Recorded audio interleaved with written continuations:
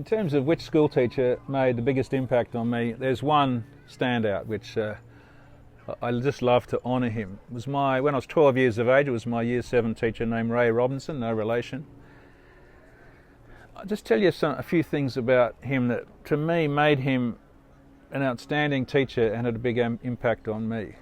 Firstly, he had a great sense of humour, and we used to joke, the whole class would joke with him about football teams, etc. I'll just tell you some of the things that he did to imprint values in us and also to extend us in our education. I've talked before, and I'll mention again, that I found mathematics easy, and he decided to give me some advanced problems. And I'd sit at the back of the room and he wouldn't make a fuss. He would just quietly slip these problems onto my desk while everyone's working on the usual problems. And then when the bell rang for recess or whatever, I would just quietly slip it on his desk and we'd talk about them, etc.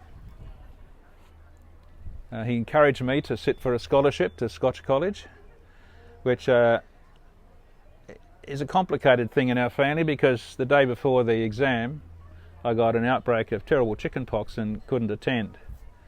So I didn't attend. I'm not saying I would have won the scholarship, but I ended up going to my local school with all my friends, and that turned out to be really important for me. These guys are still my friends. My brother, on the other hand, 2 years later did sit for the scholarship, didn't get chickenpox, and he got into Scotch College, but he doesn't think it really did him a favour, even though he did outstandingly well. It was difficult to travel all the way across the city. At the end of the day, all your friends are 15, 20 kilometres away, whereas all my friends were swarming around and footy and cricket and all that sort of stuff. And then on the weekends in particular, all his friends were 15, 20 kilometres away, and again, all my friends were swarming around and we had lots to do. Went down the river. Honestly, I think it did me a favour. I'm grateful for the chickenpox, and I've talked to my brother Ian a lot about this. A few other things about Ray Robinson, and these are very deep and important things. And if you're a school teacher watching this, he imprinted values on us. And let me just give you a couple of examples how he did it. We had to choose a book to read, and the book he chose to read, remembering this is 1962, was a book about the first girl to go to a black school in southern USA.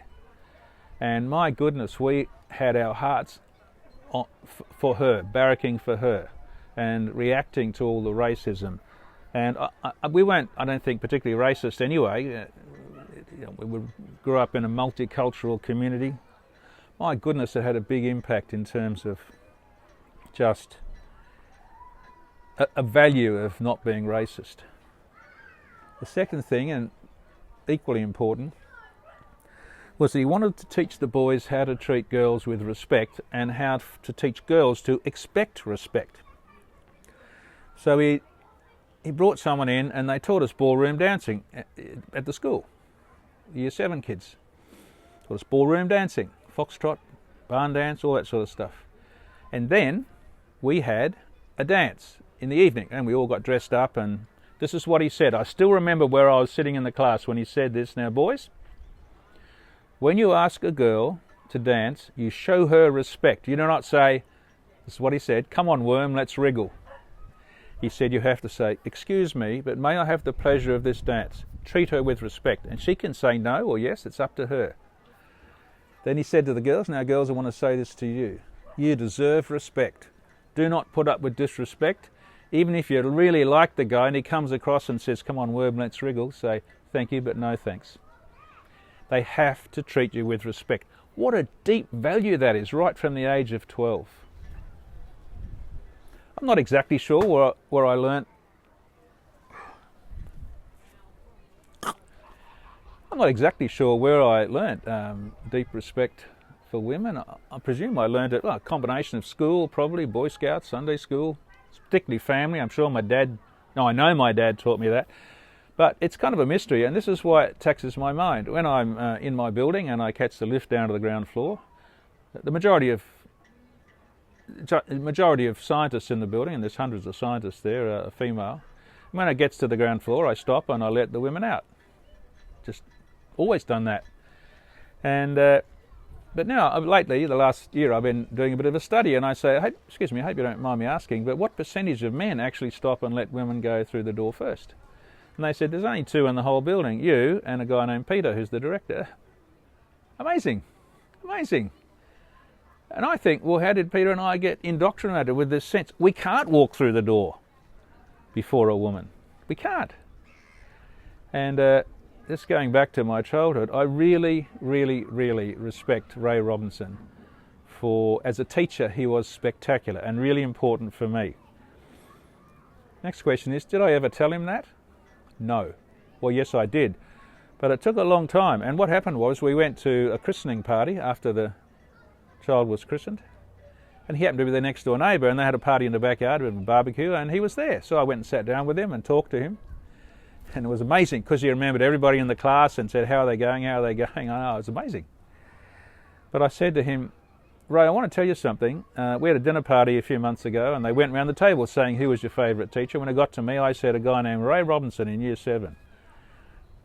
And he went, oh, just sort of laughed. Anyway, after a while I went off and talked to Jackie, and I told her about it, and I said, I don't think he's sort of taken it in.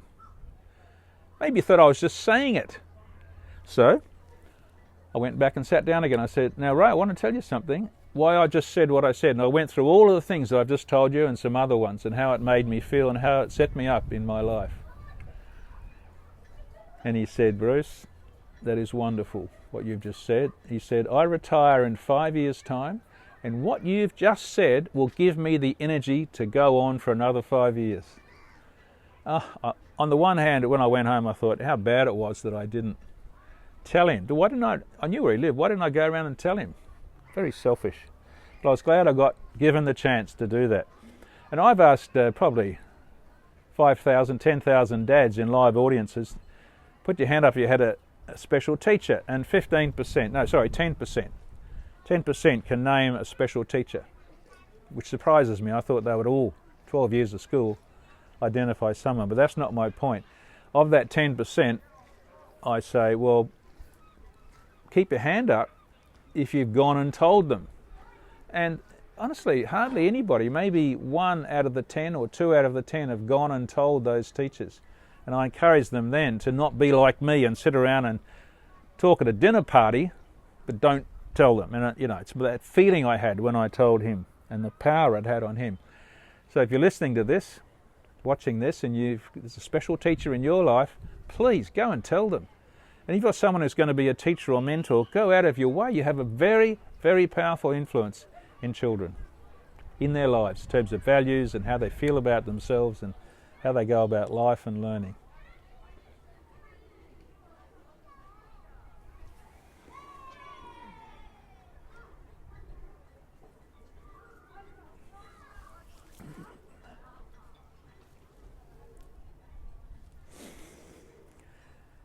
In terms of my first car, when I passed first year medicine, Dad sort of celebrated by buying me a car for, I think he paid $600 or $400, it was quite a bit in that time.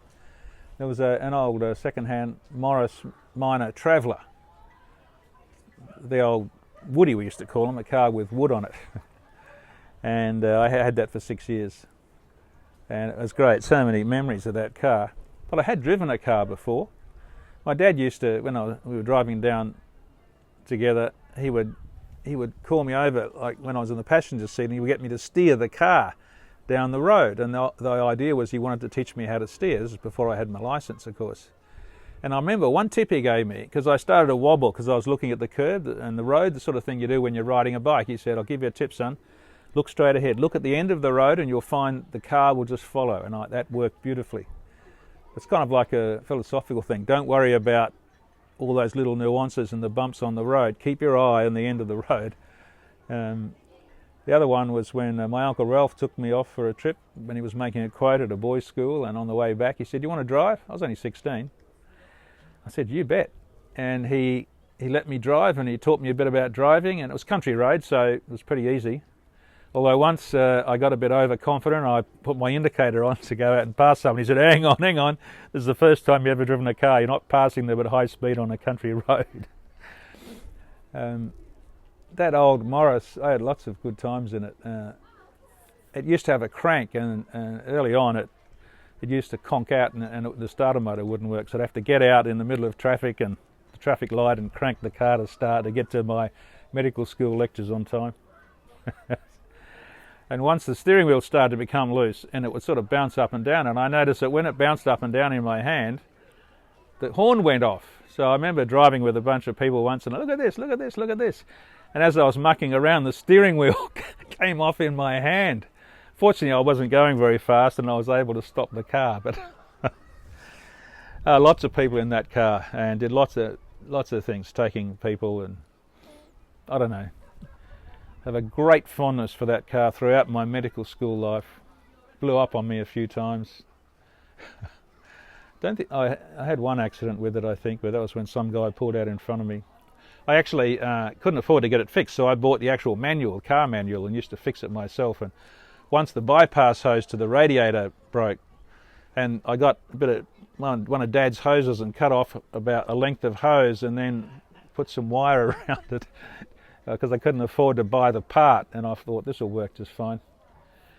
And I've actually been quite fortunate. I've never had an accident. Well, backed into some poles and things and put some dents in the car, but I never had an accident. I actually fell asleep one night driving near home next to a railway line. I just dozed off, and the next thing you know, I was driving, there's no cars, on the wrong side of the road, heading towards the sliding slightly towards the railway line. But when I woke up and realised I've got to be a lot more careful.